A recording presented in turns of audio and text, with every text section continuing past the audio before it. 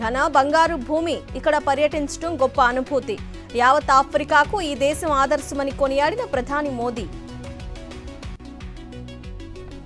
NTR health varsity వద్ద విదేశీ విద్యార్థుల ఆందోళన, చైర్మన్ కారును అడ్డుకొని న్యాయం చేయాలని నినాదాలు.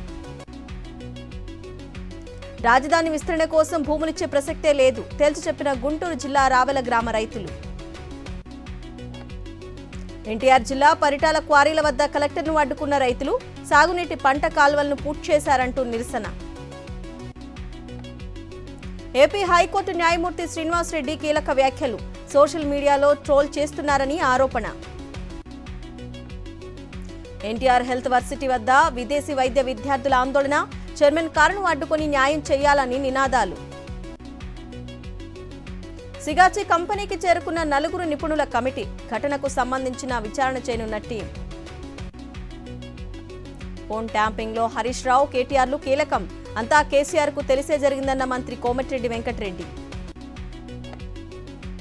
పర్యావరణ పరిరక్షణ ప్రతి ఒక్కరి బాధ్యత, భూమి సారాన్ని పెంచే ఏర్పాట్లు చేస్తున్నామన్న కేంద్ర మంత్రి కిషన్ రెడ్డి.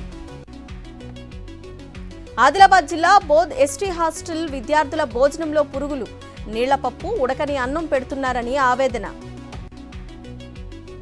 కాకతీయ వర్సిటీలో విద్యార్థుల ఆందోళన, ఇంటిగ్రేటెడ్ పాఠశాలకు భూమిని కేటాయించొద్దని డిమాండ్.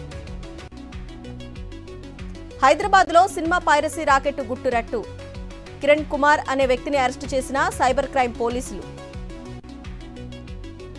ప్రకాశం జిల్లా జూళ్లపాలెంలో టీడీపీ అకృత్యాలు, సమస్యల పరిష్కారం కోసం నిర్మించిన రచ్చబండ కూల్చివేత, వైఎస్ఆర్సీపీ ప్రభుత్వంలో కట్టించారనే కోపంతో ధ్వంసం.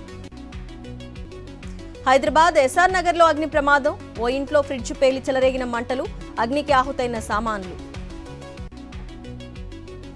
గాజాలో ఆగని ఇజ్రాయెల్ వైమానిక దాడులు, కాల్పుల్లో 94 మంది పాలస్తీయన్లు మృతి.